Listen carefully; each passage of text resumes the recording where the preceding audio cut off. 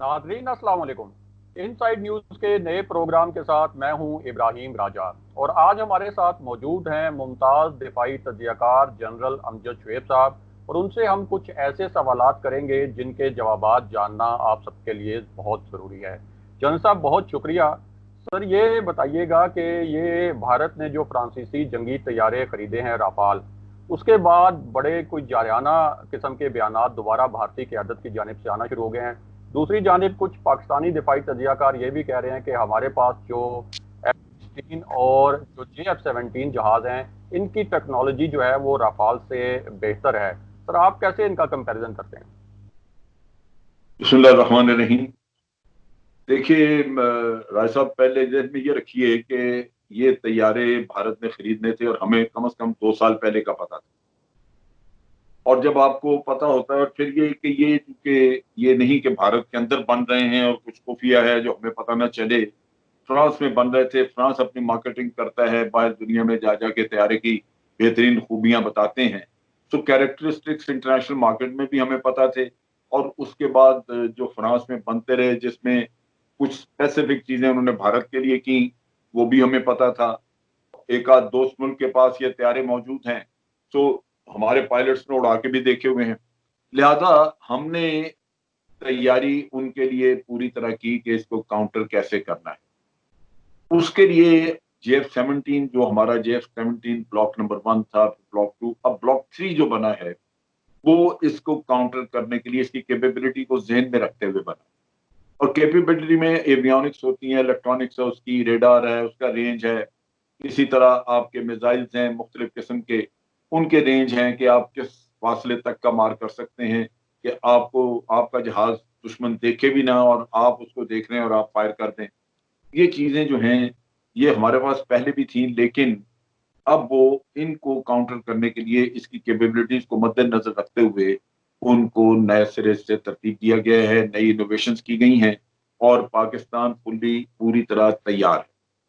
दूसरी तरफ ये है कि भारत ने तो बड़े जोर शोर से लिए, लेकिन इंटरनेशनल मार्केट में ये एक या दो मुल्क और हैं जिन्होंने खरीदे, बाकी दुनिया इनको लेने के लिए तैयार नहीं। और आज दिन तक राफेल तैयारे जो हैं ये इनके बिक नहीं सके। नतीजा ये कि बहुत सारा जो फाइटर पायलट प्लेन जो बिकते रहे हैं बाहर मार्केट में, जिनकी मार्केट रही और दुनिया लेना चाहती थी और खरीदते रहे, वो F-16 की लेटर जो किस्में थी, जिनमें के जिद्दत और बहुत ज्यादा उन्होंने नई नई टेक्नोलॉजी इंट्रोड्यूस की, नए ब्लॉक्स उसके जो आते रहे वो पॉपुलर थे। इसी तरह Su-30 और Su-20, ये MiG-29 वगैरह जो रशियन तैयारे थे वो पॉपुलर रहे, उनकी कैपेबिलिटीज बहुत अच्छी थी। तो ये दुनिया में उतना पॉपुलर नहीं हुआ, जिससे यूं लगता है कि शायद इस तैयारे के ऊपर बहुत सारे लोगों का, बहुत सारे ममालिक का वो कॉन्फिडेंस नहीं है जो उनका F-16 वगैरह पे या दूसरे तैयारों पे था। अब सोचा जाए कि भारत इसका क्यों इतना चर्चा करता है, और उसमें आप देखिए कि एक हिजानी कैफियत है वहां पे। 5 तैयारे आए, 5 तो कोई ऐसी चीज, लेकिन उसका इस्तेकबाल हो रहा है। और उसके आने से 10 दिन पहले से शुरू हो गए कि जी आज 9 दिन रह गए उसके, अब 8 दिन रह गए हैं, अब 7 दिन रह गए हैं, अब ये होगा वो होगा, तस्वीरें आ रही हैं पेरिस से। इसका जो मैं समझ सका हूं वो ये है कि ये एक बड़ा महंगा डील है और लगता है कि इसमें काफी बड़ी करप्शन हुई है। इसमें अंबानीज का नाम आ रहा है, और वो कुछ इसमें क्लॉज थी कि जनाब ये लोकल भी इसको मेड इन इंडिया किया जाएगा, यानी कुछ कंपोनेंट्स यहाँ बनेंगे, कोई बाहर से आएंगे या असेंबल होगा। कुछ कहानी थी ऐसी जिसमें कि अंबानी को इन्वॉल्व किया गया। अब चीज ये है कि जब आप इतना बड़ा डील करते हैं, ये कुछ $9.5 बिलियन का डील है, बहुत महंगे जहाज। अब इन हालात में जब आप इतने बड़े डील और उसके करप्शन के किस्से भी थोड़ा बहुत बाहर निकले, और फिर जो इसकी ओरिजिनल डॉक्यूमेंट्स थी वो मिनिस्ट्री से चोरी हो गई और उस पर भी पर्दा पड़ गया, अदालत में भी केस गया, तो तवज्जो हटाने के लिए एक इम्प्रेशन एक ऐसा क्रिएट किया जाता है कि जी भारत की तमाम मुश्किलात का हल था ये।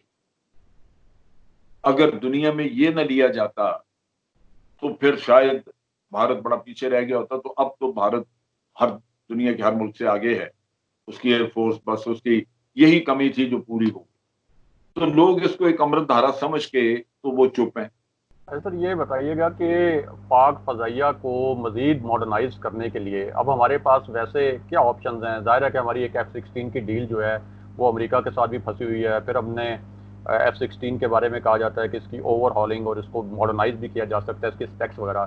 تو ہمارے پاس اب کیا آپشنز ہیں اگر ایک طرف اگر ہماری امریکہ کے ساتھ ڈیل پھنسی ہوئی ہے اور وہاں سے اگر ہمیں F-16 ہماری ریکوائرمنٹ کے مطابق نہیں ملتے تو؟ کیونکہ F-16 جو ہے وہ تو اب آگے میرا نہیں خیال ملیں گے بھی، اور میرا خیال پاکستان لینا بھی نہیں چاہے گا.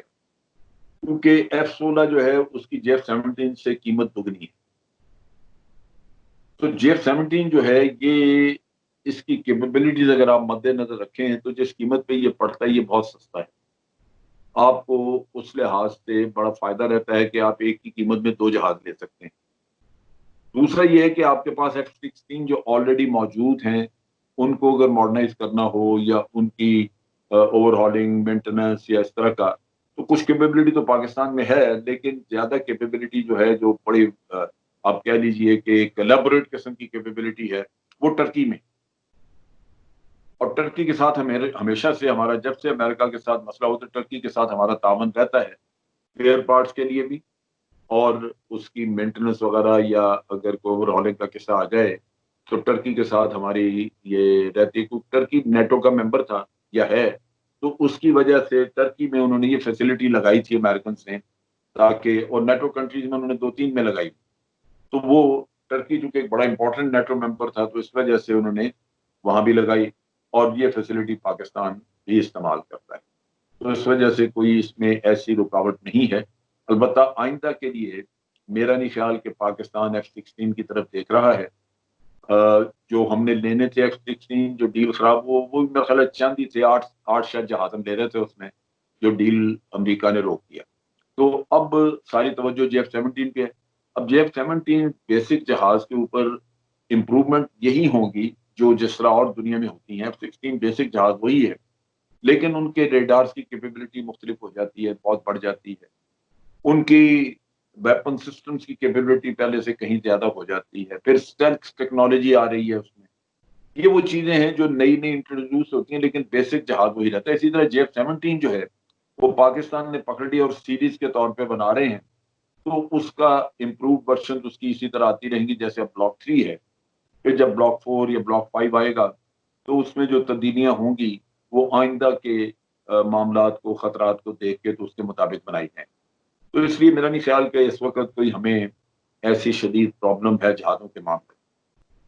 اور بھارت میں لیڈرز جھوٹ بولتے ہیں. لیڈرز کو تو چھوڑ دیجئے، لیڈرز کی سیاست بچانے کے لیے ان کے آرمی کے چیف، ان کا جو ڈیفنس چیف ہیں، وہ یہ سب جھوٹ بولتے ہیں اپنی قوم کے ساتھ. ان کو بیوقوف بناتے ہیں تاکہ مودی کا پولیٹیکل کیریئر بچا رہے، کیونکہ ان کے اپنے کیریئر اس کے رحم و کرم پہ وہ ان کو ترقیاں دیتا ہے. اب آپ دیکھ لیجئے کہ چیف آف ڈیفنس اسٹاف جو ہے اس کو 3 سال مل گئے اور وہ پولیٹیکل گیم کھیلتا رہا. یہ وہ چیزیں ہیں جو کہ آج وہاں پہ اپنی عوام کے ساتھ جھوٹ بول کے اس میں میں آپ کو جھوٹ بھی بتا دوں، مثلا سرجیکل اسٹرائک کا جھوٹ بولا، کوئی ہوئی نہیں. وہ پولیٹیکل گورنمنٹ نے اور ملٹری لیڈرشپ نے مل کے وہ جھوٹ بولا. اسی طرح بالا کوٹ کا دیکھیں، ایئر چیف نے اور مودی نے مل کے جھوٹ بولا کہ جی بالا کوٹ میں یہ بام کہیں اور پھینک آئے. جب انہوں نے پاکستان ایئر فورس کے جہاز آتے دیکھے تو بام پھینک کے یہ بھاگے، تو پھر ٹارگٹ تک تو گئے ہی نہیں. دنیا کو یہ کہا جی ہم نے 300 مار دیے، 250، اور وہ ایئر چیف ساتھ شامل ہے جھوٹ جو دھنوا پہلے تھا اس کا. پھر آپ دیکھیے کہ اب نیا لیٹسٹ جو جھوٹ بولا انہوں نے پولیٹیکل گورنمنٹ نے یہ جھوٹ بولا کہ جناب ہم، چائنا نے ہمارے 20 بندے مارے ہیں، ہم نے بھی ان کے بڑے مارے. یہ ایک اور بڑا جھوٹ ہے، چائنا کا ایک بھی بندہ نہیں مارا. دوسری طرف مودی صاحب نے یہ کہہ دیا کہ جناب ہمارا کوئی علاقہ نہ لیا کسی نے، نہ کوئی چیک پوسٹ گئی، اور چائنا ان کی زمین ہضم کر گیا. تو چیز یہ ہے کہ یہ جھوٹ جاٹ بول کے اپنے عوام کو، اور عوام ایسے ہیں کہ وہ ان کی باتیں سن کے وہ 56 کی چھاتی والا قصہ وہ سمجھتے ہیں کہ یہ بڑا ہمارے لیے کچھ کر کے دکھائیں گے، یہ ہو گیا وہ ہو گیا. تو اس لیے وہاں پہ چرچا بہت ہے رافیل کا، لیکن رافیل کے آنے سے کوئی بھوچال نہیں آیا. پاکستان تیار ہے، پاکستان نے کافی پہلے سے اس کے لیے شروع کر دیا تھا، کیونکہ آفٹر آل ٹیکنالوجی کچھ اس میں نئی ہے جو کہ پاکستان کو کاؤنٹر کرنے کی ضرورت تھی. تو اب میرا خیال ہے پاکستان کے لوگوں کو بھی اطمینان رہنا چاہیے کہ رافیل آ جانے سے بھارت میں تو بالکل وہ اپنے رام لیلا کا جلوس نکال سکتے ہیں اس کے اوپر، لیکن پاکستان کو مطمئن رہنا چاہیے کہ کوئی اتنا مسئلہ نہیں.